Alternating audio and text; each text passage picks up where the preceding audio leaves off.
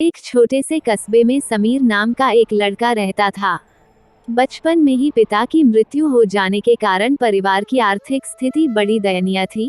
समीर की मां कुछ पढ़ी लिखी जरूर थी, लेकिन उतनी पढ़ाई से नौकरी कहां मिलने वाली थी। सो घर घर बर्तन मांजकर और सिलाई बुनाई का काम करके किसी तरह अपने बच्चे को पढ़ा लिखा रही थी। समीर स्वभाव से थोड़ा शर्मीला था और अक्सर चुपचाप बैठा रहता था। एक दिन जब वो स्कूल से लौटा तो उसके हाथ में एक लिफाफा था। उसने माँ को लिफाफा पकड़ाते हुए कहा, माँ, मास्टर साहब ने तुम्हारे लिए ये चिट्ठी भेजी है, जरा देखो तो इसमें क्या लिखा है। माँ ने मन ही मन चिट्ठी पढ़ी और मुस्कुराकर बोली, बेटा, इसमें लिखा है कि आपका बेटा काफी होशियार है। इस स्कूल के बाकी बच्चों की तुलना में इसका दिमाग बहुत तेज है और हमारे पास इसे पढ़ाने लायक शिक्षक नहीं है, इसलिए कल से आप इसे किसी और स्कूल में भेजें। उद्धरण चिन्ह। यह बात सुनकर समीर को स्कूल न जा सकने का डैक तो हुआ, पर साथ ही उसका मन आत्मविश्वास से भर गया कि वो कुछ खास है और उसकी बुद्धि तीव्र है। माँ ने उसका दाखिला एक अन्य स्कूल में करा दिया। समय बीतने लगा। समीर ने खूब मेहनत से पढ़ाई की। आगे चलकर उसने सिविल सर्विसेज परीक्षा भी पास की और IAS ऑफिसर बन गया।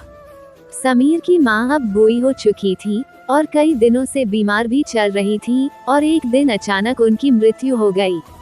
समीर के लिए ये बहुत बड़ा आघात था। वो बिलख बिलख कर रो पड़ा। उसे समझ नहीं आ रहा था कि अब अपनी मां के बिना वो कैसे जिएगा। रोते रोते ही उसने मां की पुरानी अलमारी खोली और हाथ में उनकी माला, चश्मा और अन्य वस्तुएं लेकर चूमने लगा। उस अलमारी में समीर के पुराने खिलौने और बचपन के कपड़े तक संभाल कर रखे हुए थे। समीर एक एक कर सारी चीजें निकालने लगा और तभी उसकी नजर एक पुरानी चिट्ठी पर पड़ी। दरअसल ये वही चिट्ठी थी जो मास्टर साहब ने उसे 18 साल पहले दी थी। नम आंखों से समीर उसे पढ़ने लगा। आदरणीय अभिभावक, आपको बताते हुए हमें अफसोस हो रहा है कि आपका बेटा समीर पढ़ाई में बेहद कमजोर है और खेल कूद में भी भाग नहीं लेता है। जान पड़ता है कि उम्र के हिसाब से समीर की बुद्धि विकसित नहीं हो पाई है, अतः हम इसे अपने विद्यालय में पढ़ाने में असमर्थ हैं। आपसे निवेदन है कि समीर का दाखिला किसी मंद बुद्धि विद्यालय में कराएं अथवा खुद घर पर रख कर इसे पढ़ाएं।